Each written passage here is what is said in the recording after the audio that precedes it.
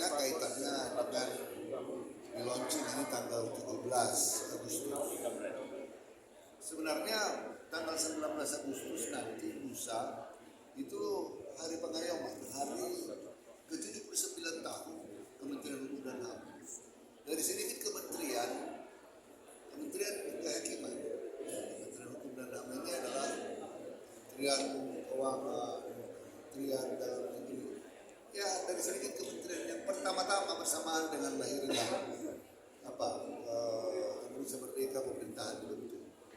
Tetapi kemudian Pak Dirjen mengatakan supaya filosofinya senapas dengan kemerdekaan kita, dengan pilihan warna merah putih itu, maka kita launching ya.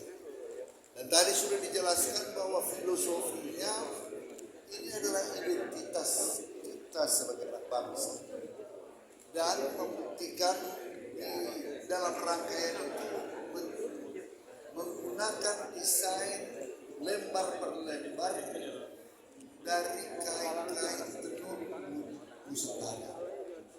5 ribuan, tetapi kita pakai 33 saja sesuai dengan jumlah halaman paspor yang ada. Dan ini tentunya diikuti dengan security features yang sudah mutakhir. Dan paspor ini berarti dari beberapa negara-negara ACEO membuat standar. Kekuatan sebuah paspor itu ditentukan dengan security features-nya, tidak terjadi palsu. Ini sudah memenuhi syarat itu dan sangat, paspor sebelumnya juga sudah sangat baik. Tetapi kita tentu meningkatkan security features-nya dengan baik. Supaya apa? Paspor kita ini menjadi, di samping menjadi identitas pribadi, juga identitas kebangsaan, dan juga merupakan satu alat perjalanan ke beberapa negara yang aman, kuat, dan tentunya negara-negara lain. Kalau kita mau masuk imigrasi, langsung mengetahui this is Indonesian passport yang sertifikat tidak perlu meragukan. Jadi itu belum tahun depan baru ya, baru didistribute layanannya 25. Kenapa? Karena kita masih ada stok paspor persiapannya. Be the first untuk mengambil paspor merah putih.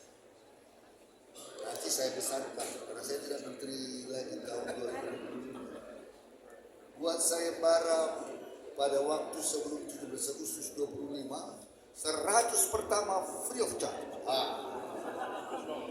Pilih nomor. Ya, ini kalian itu berlomba-lomba nanti untuk membuatnya. Akan dia mempunyai nilai historis buat kalian. Ya, jadi inilah identitas kebangsaan. Teknisnya biar urusan Pak Dirjen. Saya mau cepat-cepat dari sini ada kerjaan yang lain. Ya. Baik, silakan. Terima kasih Pak Menteri. Jika Pak Menteri berkenan, biar kami lanjutkan. Oke. Baik. Ini. Baik, terima kasih deh ya. Izin lanjutkan Pak Menteri. Ya. Jadi Bapak Ibu, hari ini 17 Agustus kita launching desainnya dulu. Kemudian nanti pelayanannya 17 Agustus tahun depan. Ya. Satu, karena ini perlu persiapan. Persiapan itu dari proses penyetakan, kemudian persiapan daripada versonya, ya, terus kemudian juga distribusi dan penyiapan sistem. Ya, jadi bersabar. Kemudian, ya, seperti yang saya sampaikan tadi ketika di dalam acara, ada beberapa aspek yang kita pertimbangkan sehingga kita putuskan hal ini. Saya menambahkan apa yang tadi disampaikan Pak Menteri kaitan dengan kekuatan paspor. Satu adalah dari sisi security, kemudian dua adalah kondisi keamanan negaranya masing-masing. Ya. Kemudian ketiga adalah kaitan dengan diplomasi. Ya. Kemudian ada satu lagi, yaitu perilaku daripada warga negara Indonesia di luar negeri. Ya, jangan overstay. Ya, kalau misalnya bekerja juga pakai izin yang tepat, ya, sehingga apa?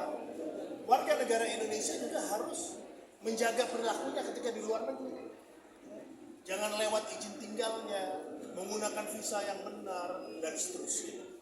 Ya. Sehingga apa? Nanti kita semakin kuat. Paspornya, urutannya bisa juga menjadi 20 besar, gitu kan? Jangan hanya hal-hal yang istilahnya pinginnya instan. Ya, jangan. Kita harus mulai. Nah, makanya kita mulai dengan desain paspor ini, kita launching, ya, pelayanan tahun depan. Sesuai janji beberapa bulan yang lalu, saya akan sampaikan di 17 Agustus tahun 2024 launching desainnya.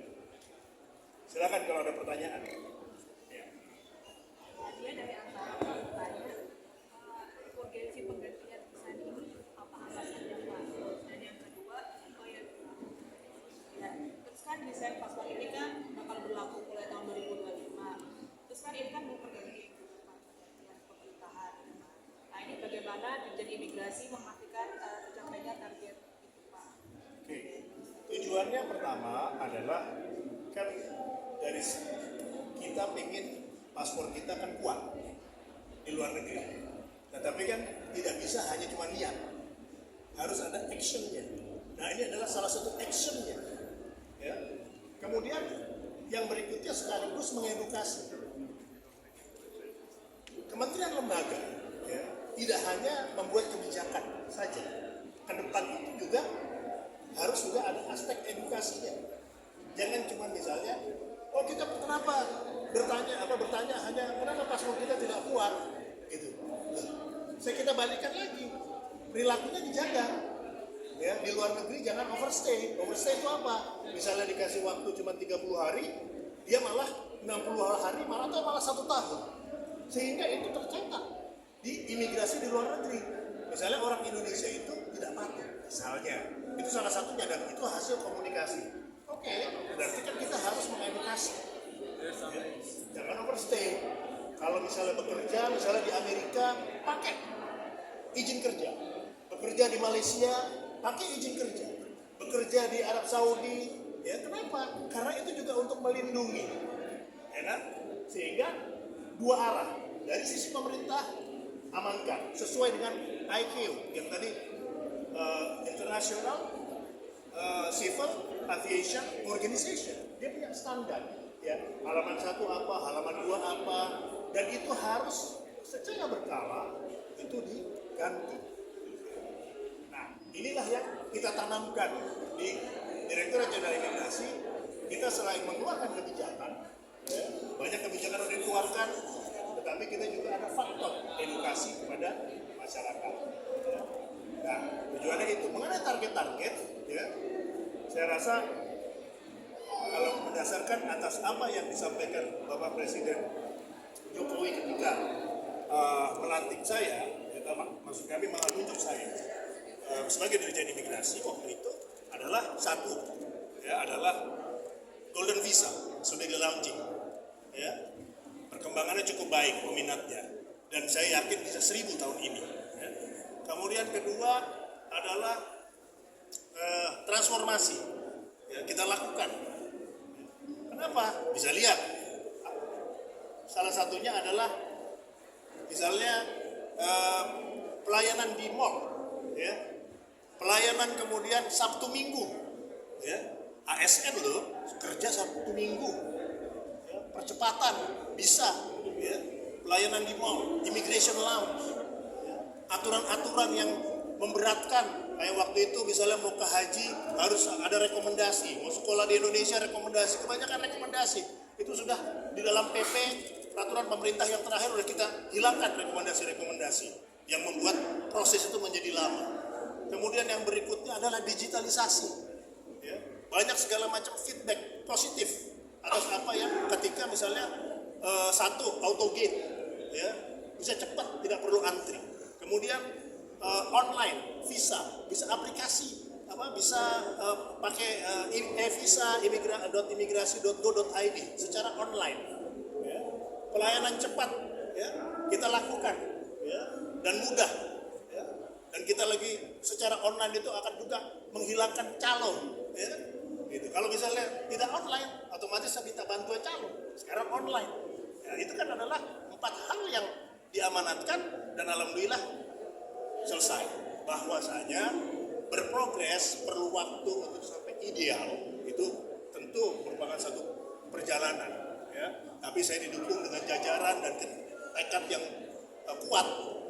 Kelihatanlah bedanya saat ini. Ya, bagaimana pelayanan kita dibandingkan misalnya sebelum-sebelumnya. Silakan lanjut, tanya.